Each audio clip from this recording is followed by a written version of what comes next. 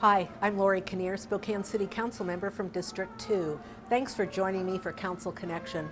Today we'll get an update from my colleagues, Councilmember Amber Waldrop and Rick Romero, who is the lead on the city's new strategic plan that the City Council and Mayor Condon's office are currently working on. Then we'll take a look at the value of Spokane's historic buildings and structures, such as the historic Davenport Hotel, where we are today. I'll speak with Dave Shockley from the Spokane Preservation Advocates and with Rick Biggerstaff, chairman of Browns Addition Neighborhood Council, to get their thoughts on historic preservation and the demolition ordinance that I've been working on to protect our city's rich architectural heritage.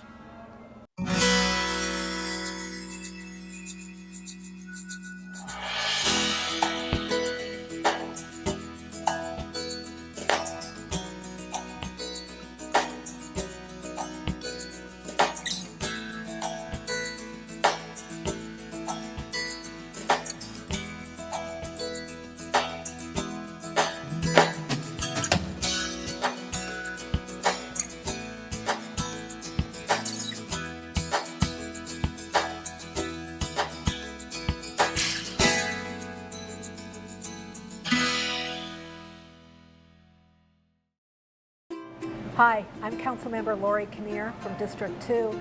We're at Cafe Affogato, and that is in the Saranac Commons on Main. I'm looking over here and I'm seeing ice cream, vanilla, salted caramel.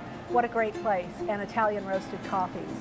We're also here with Councilmember Amber Waldrop, thanks for coming, and Rick Romero, who is an expert in economic development and strategic planning.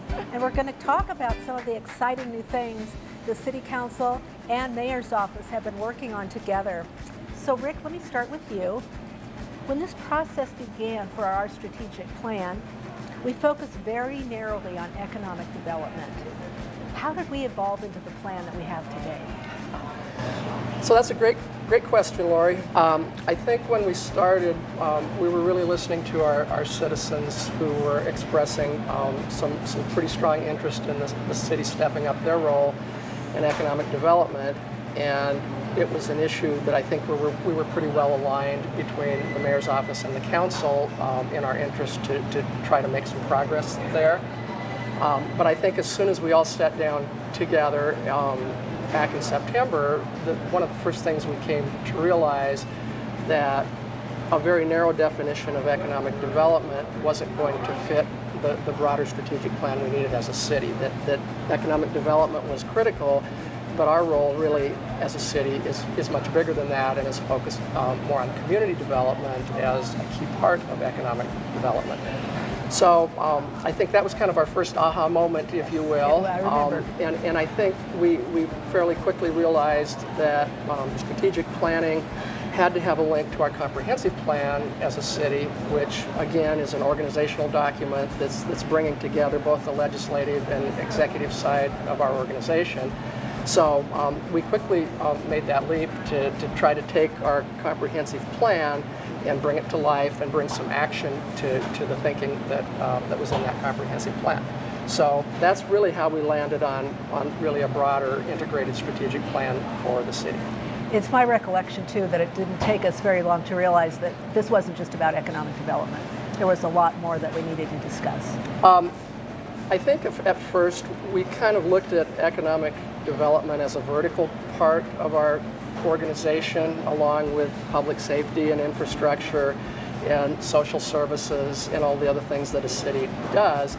And I think after we realized what all of the elements of economic development really entail, that economic development really needed to be a horizontal focus of the organization that's supported by the decisions we make from an infrastructure point of view, from a parks point of view, from a public safety and criminal justice point of view. And I think we really started to realize how many levers that the city really does pull that have a huge impact on economic development in our community, whether that's regulation and policy, whether it's setting rates and taxes for our citizens, whether it's the real estate we own, the right-of-way, how we build out our streets and infrastructure. A huge part of it is what we do from a fire, police, and also social service point of view. All of those things have to work together in terms of a healthy economic strategy. Great. Councilmember Waldrop, can you tell us how the City Council and the Mayor have worked so closely together on this project? It's almost unprecedented when you think about how the divisions of the past, and we came together on this. It's really been a great working relationship, and working with Rick, who represents the mayor in the process, and myself and all the council members. It's been great, and I think that truly if you're going to have a strategic plan as a city, it has to be jointly created and supported by both legislative branches. And I've only been around the city, 7.5 years or so, and I know that there's been past plans by past mayors or maybe past councils, but I don't know if they were ever jointly done. And I think that will be the key to success for moving our plan forward. So, for instance, the council has a key interest in making sure we have enough police officers to address property crime. But property crime is also impacted by social conditions, our criminal justice system. And so, as Rick said, if we're not working on all those angles, both as mayor and council, mayor actually operating the day-to-day work of the city, and council budgeting appropriately, making sure we're spending our citizens' resources on the things that are going to make the most difference. And so that's what I'm hoping to get out of this with the mayor and council, is that together our budgeting process is going to become even more aligned, because we're all working towards the same goals. Could both of you tell us why this is important for our citizens, and why should they care? You want to start, Rick? Well, maybe I'll kind of start maybe a little bit more from the infrastructure and business perspective, because I think one of the things when I started, and I've been at the city about the same amount of time as Councilmember Waldrop. I started as the internal auditor, and then I spent 4 years as the utilities director. You're a Renaissance man. Yeah, and then I tried to retire, and I was really bad at that. So I'm back. Here you are, back. I'm back working on this. But I think one of the things that really hit me, both as an internal auditor and as the utility director, is how much of the real estate that we actually own and control as a city. And I was completely blown away when I started to do the math to say all of the right-of-way in the city, the two airports that we have, all of the park property, all of the utility property, all of the other property that support the services that we provide as a city, comprises almost 50% of the real estate within the boundaries of the city of Spokane. Amazing, yeah. So how do we get smarter and do a better job of putting that 47% of infrastructure assets that the city owns to work in terms of supporting jobs, supporting income growth, cutting costs, making more sense in terms of how we deliver services to our citizens. So what I think a lot of this is kind of what we all worked so closely together on our integrated clean water plan, where we really looked at not just environmental issues, but we looked at financial, we looked at social, and we said, how do we advance all of those things by putting pieces together that a lot of cities maybe don't think about putting together. For instance, their utilities, their parks, their street system. All of those pieces, if we work together, we can deliver a lot better return for our citizens. So I would say, from my point of view, how we choose to continue to elevate and expand that direction from an asset and infrastructure point of view, whether that's our waste to energy plant that we own on the West Plains, whether that's our dam that we own with our Upriver Dam. How do we get more performance and value to our citizens with the things that we manage and control? Councilmember. Well, I agree with that, because if we can maximize and leverage all that land and infrastructure we have above ground and below ground, we can keep costs down, we can keep tax rates down, and we can get a better outcome. We used to just worry about when we built some new, pipes under the streets. We weren't thinking about what happened above it, but really that's what the citizens care about. They want a beautiful city, and that's what I was going to bring up. One of the things I think that citizens will really like to see when they start reading through this strategic plan draft that we'll have out in the next several months for our community to review and give us feedback on, is that they're going to see that most of the strategies that we've identified are ones that we've heard loud and clear from them that they want us to focus on. And now the goal will be to focus on clean and safe community, getting rid of weeds, getting rid of graffiti, having pleasant gateways into our neighborhoods. That's all very important. We've been hearing that from our community for years, but we haven't necessarily figured out how to put the pieces together at City Hall and work with our partners and volunteer groups and neighborhoods to make that happen. So that will be the goal, and we will be held accountable, and we'll have measurable performance measures and outcomes that our citizens can look to see, are we meeting their expectations? And a lot of times they aren't sure, and it's hard to articulate if we are meeting their expectations. So that's one of the outcomes I'm hoping that we're going to see that citizens will be really excited about, is having some performance measures and outcomes that they can track and see if we're moving our city in the right direction. What are the next steps? What do we do next? What can we expect next? I'll let Amber Well, start you with know, that. I'm really hoping that in the next several months, as the mayor usually goes out in August and September, and he speaks with the community about the budget that he's putting together to present to council, we're going to use that opportunity with council members like yourself. Thank you for hosting us on your Council Connection. We're going to use every opportunity over the next several months to get the information out about where we are with our strategic plan, the strategies, the goals, and the measures we've identified. Get feedback from the community. Are we going in the right direction? The mayor can do that through the budgeting process, and we can do that as council members through all of our different social media and public meetings, community meetings. So I think the idea is we want to go to where people are and get their feedback. We'll have a web presence. We'll have some print information. And then as we're getting that feedback, we're going to continue developing the plan and the strategies, because some of the strategies are really well developed. For instance, the criminal justice reform work. We have a joint group with the county, and we're already doing that work.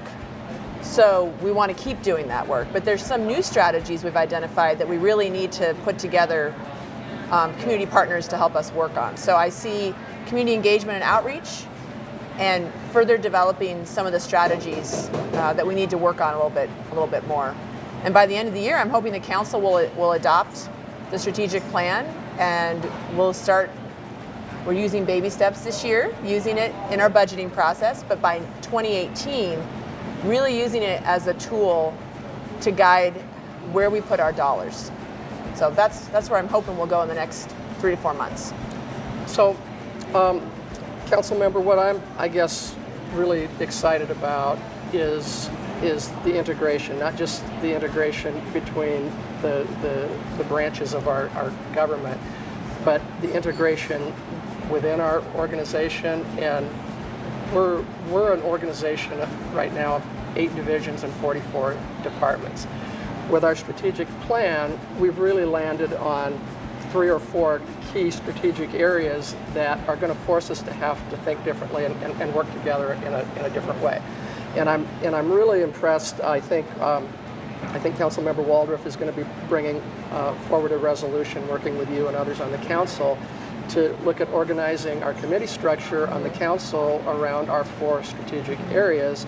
And then a lot of my job going forward is going to be to figure out how we break down those 8 divisions and 44 departments to continue to get us working together across those kind of siloed lines, if you will, that traditionally exist in government.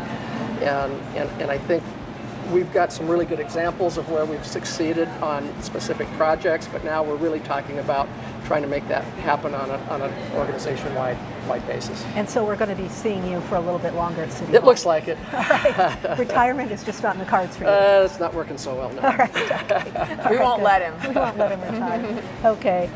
Well, thank you both. Appreciate your time describing how this all works and your insights into this plan and how we're going to go forward.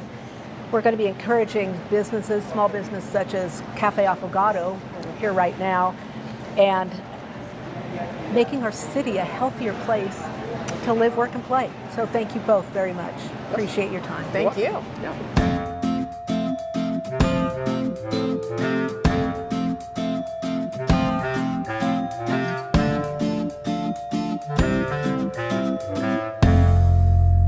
Every year, code enforcement, police, fire, health, and other government workers deal with a large number of problems stemming from foreclosed and abandoned homes. Problems such as crime, unkept yards, vandalism, trash, and dumping. And that's just to list a few. These government officials spend a lot of time struggling to find a responsible party to take action on these problems. They research mortgages on the property, call bank 1-800 numbers, and get passed around from bank to bank and from department to department. Meanwhile, citizens rightfully complain. Neighboring home values go down, and elected officials search for an answer. And unfortunately, nationwide mortgage foreclosure rates do not seem to be falling by much. In fact, in many states, foreclosures are on the rise. But there is a property registration solution that provides real relief. Introducing ProChamps, a community champions property registration solution. It's being used in over 130 communities nationwide. And here's how it works. First, your municipality passes an ordinance which requires that foreclosing banks must register the properties upon notice of default on a property and provide information including names and contact info of the bank, servicers, property contact, and others, as well as pay a small registration fee. Sound difficult? ProChamps provides everything needed for this registration system. We do the research to identify these properties, contact the banks, and provide an interactive website where your staff can report problems as they arise directly to the responsible parties. But we aren't done yet. ProChamps has a team of community specialists who have your back. When you have a problem or report a code violation on a registered property, they act as your ambassador to the banks and contact the responsible parties to help ensure the problems get fixed. This program does not change how you normally enforce codes in your community, nor does it create an additional work for staff. We simply add the ProChamps team to partner with and empower you to take care of these problem properties. How much does this service cost? Well, ProChamps shares in those bank registration fees, with the majority of the money going straight back into your community and helping to recover the costs you are already spending on dealing with these properties. This means the program provides revenue for your community with zero out-of-pocket costs. So what are you waiting for? Head to our website, give us a call, schedule a free foreclosure assessment or online demo, and join the 130 plus communities who have already experienced the benefits of partnering with community champions and leveraging our ProChamps solution. Go to ProChamps.com or call us at 1-800-321-CODE and get started today.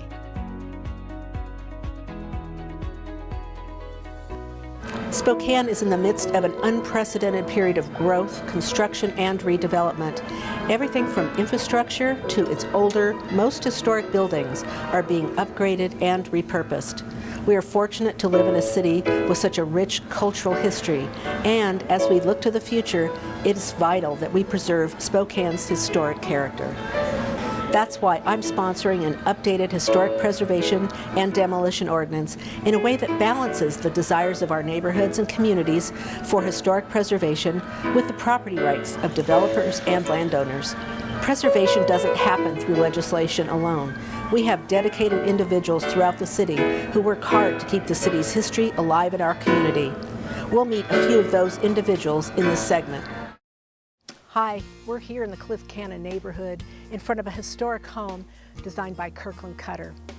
I'm here with Dave Shockley, the co-founder of Spokane Preservation Advocates and the current executive director. Welcome, Dave. Thanks so much for joining us. Thank you, Lori. Tell us a little bit about why it's so important to value and keep our historic culture and our historic structures intact. People love historic buildings and places. The historic buildings have details and spaces that don't occur in new construction. People love to come to Spokane to enjoy our great historic downtown and historic neighborhoods and be inside of facilities, historic facilities that they can are open to the public. New suburban developments with their franchise stores and big box developments all look the same. There's nothing unique about them to let you know you're in a special place. Like our downtown is a very special place with its many historically renovated buildings and new construction intertwined. In 2012, the National Trust for Historic Preservation told us that we had a very rich resource of historic properties and intact neighborhoods in Spokane. Being from Spokane, we may not realize this, but if you look at other cities, compared to Spokane, we truly do have great historic resources. These resources attract tourists, businesses, and residents that want to be here. Since the year 2000, there have been over 200 historic renovation projects occurring in Spokane County with an economic impact of over $180 million. This is a tremendous economic driver for our community. That's great. Do you think the city is doing enough to incent and provide information for people who are thinking about either purchasing a historic home or live in one currently? The local historic preservation office does a good job of promoting historic preservation to new homeowners, and they do have a great tax incentive program for people who want to redevelop their historic properties correctly. The concern is that not everyone appreciates historic properties and wants to redevelop them correctly, if at all. I think what is needed here is an educational component to historic preservation. Our group, Spokane Preservation Advocates, has educational programs, grants, tours, etc., to help encourage and promote the value of historic preservation. I think it would be great if the city could promote historic preservation through additional education and incentives. I agree. You know, in some of our historic neighborhoods, such as Brown's Addition, Cliff Cannon, Rockwood to a certain extent, we're seeing buildings coming down, and we need to do something to help mitigate this. Do you have any ideas? Historic properties being privately owned will from time to time be demolished. I've realized that a long time ago. What we can do to try to help save historic properties is to get them listed on a local register, to educate people, and through additional incentives, encourage that renovation of historic properties. The best thing for creating appropriate infill in historic districts is to create design guidelines for the neighborhood. First get it to be a local historic district, and then have specific design guidelines for new construction and existing construction. This will help ensure that new infill will be compatible with the existing neighborhood. I know our historic preservation officer, Megan Duval, is working on additional tools to help promote this, such as historic overlay and historic districts with specific design guidelines for specific areas. And that's a great resource, Megan Duval. Also, we are working right now on updating our demolition and historic preservation code. What do you see as some of the benefits and perhaps some of the things we need to include in this? Well, I think it's a great step that we are trying to update the demolition code, because it currently doesn't have adequate teeth to protect the buildings and historic resources that are important to Spokane.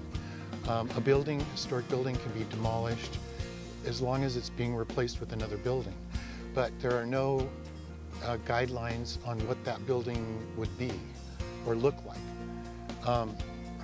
Also, the demolition ordinance only applies to National Register historic districts, which we have 2, and the local downtown business district. Other historic neighborhoods are not under its protection. Some good next steps to take in that regard would be to create more historic districts that would be under the demolition code with specific design guidelines, and this would also help to encourage people to take advantage of the great tax incentive program that the Historic Preservation Office offers. Well, thank you so much. I appreciate you joining us today. And certainly you're a wealth of information. Historic preservation advocates are a great resource, so I encourage people to seek them out, go to the website and find out a little bit more about what you all do. So thank you. Call me on the phone. Thank you. Thank you, Lori. Well, you're wrong. I'm wrong. You're the one who misrepresented the facts. Are you kidding? Your proposal's ludicrous. My It's proposal ludicrous. will go exactly the way I say it Over will. my dead body. I think somebody needs a timeout. Oh, that's the power of one. Civility. Pass it on. One grain of sand can turn the tide. When is less really more? Less leaking in your plumbing means more money in your bank account. Easy fixes to toilets and faucets save money for you and water for everyone. Go to slowtheflowspokane.com to find out more ways to use less water. Our greatest legacy is not our accomplishments in life. It's what we can do to help the next generation. Rosa and I are privileged to be ambassadors for Shriners Hospitals for Children. These amazing children are an inspiration to everyone, and we're grateful to become a part of this remarkable legacy at Shriners Hospitals for Children. If you know a child that they can help, please call or go online right now.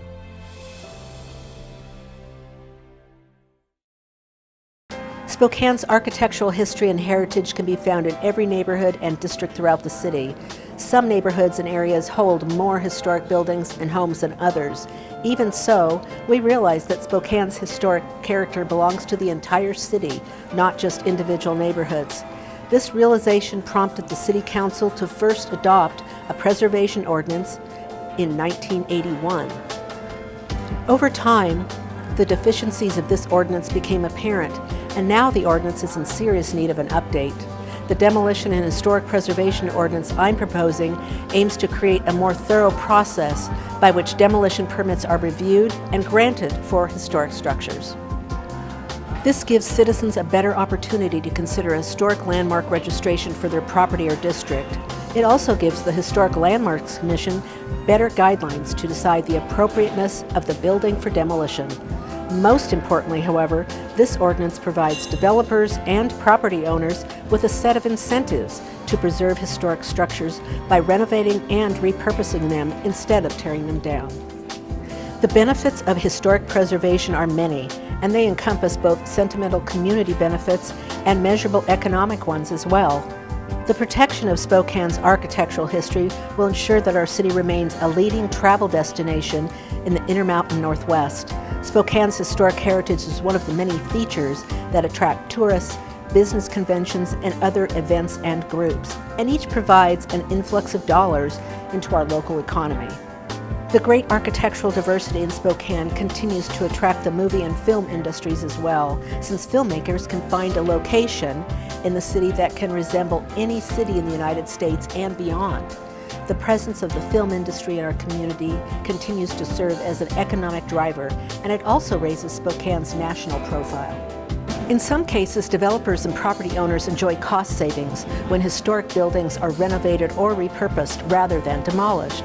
Combined with the economic incentives that the City of Spokane will provide for developers who renovate historic buildings, the absence of both demolition costs and the time constraints of going through the demolition permitting process could greatly benefit Spokane's builders and developers. Finally, there's something to be said for the sentimental value of Spokane's historic neighborhoods.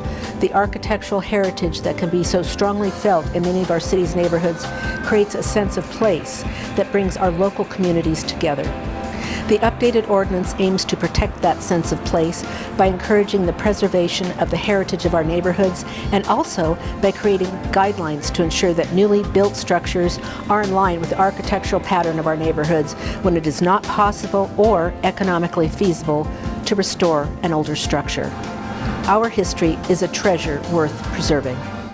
I'm here in Brown's Addition in front of a beautiful historic home, one of many in the neighborhood. I'm here with Rick Biggerstaff, who is the chair of the Brown's Addition Neighborhood Council. Rick, thanks so much for joining us. Tell me a little bit about why you chose to live in a historic home in Brown's Addition. What does that entail? Well, first of all, when my wife and I looked to moving into Brown's Addition, we love the fact that it's a walking neighborhood, a lot of diversity in Brown's Addition. That was very attractive to us. And we saw this home, and we saw a home that was, really just telling a story. It was telling the story of the history of Spokane, and we love history. We learn from history. And the more we got to know the home and learned about the previous owners, the more we just wanted to be part of that history and just become stewards of this home and help it move further into the future. And it's really been a lot of fun. It's just been an exciting journey. It's a lot of work. It's a lot of good work. You feel like you're doing things that makes a difference. And that's what we want to do. Great.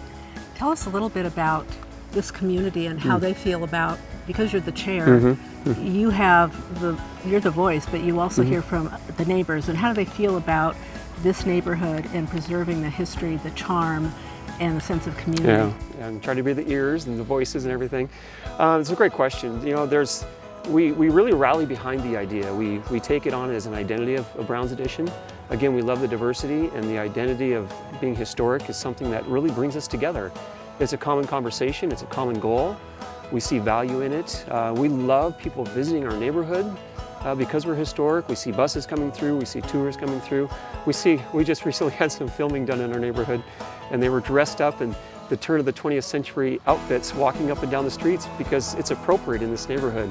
And it gives you a chance to sit back and look how things were, and it just gives you a common community atmosphere and things to work toward together. Now, I understand the people that were dressed up were part of a movie, so we can talk a little bit about the economic development that historic preservation enables us to have. Absolutely. You know, I had a chance to speak with them. They're a great group. Had a chance to speak with them, and they talked about being in Spokane and doing this work and frequenting local business. They're at the Elk having lunch. They're buying things. They need supplies.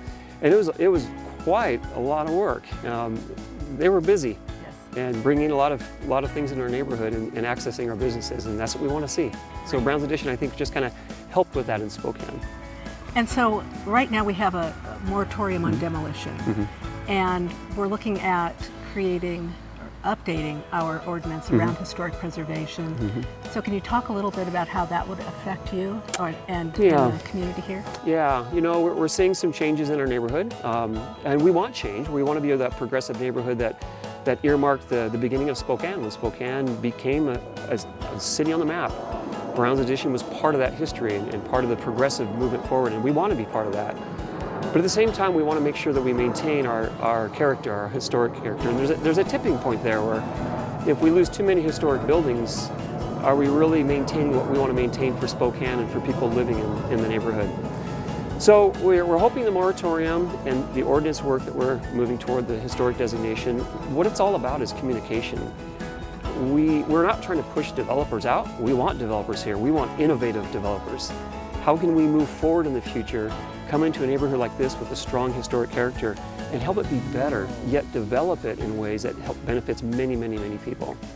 So we see the moratorium as a chance for us to just, hey, can we just get a little time to get ourselves together, work on some designation work, and just kind of relax while we're doing that so we can focus on that and not looking over our shoulders at homes like this wondering, is this going to sell in 2 weeks and 2 months later come down, you know, without careful thought. So we're really looking at, again, trying to communicate. It's about communication. We want to work with developers, not push them out. We want to work with them. So we're hoping this helps with that. You know, as we talk about this, there's a quote that came up, and it's a wonderful quote. It says, people are more important than buildings. And I love the quote because that's what this is about. This is about people. History is about people. We learn from history. And without people, why would we have buildings? And we're not trying to suggest that we're saving buildings to hurt people. We're doing this to help people. And so that quote just jumped at me when I saw that. I can't remember where I saw it, but it just like, yep, that says it. That people are more important than buildings.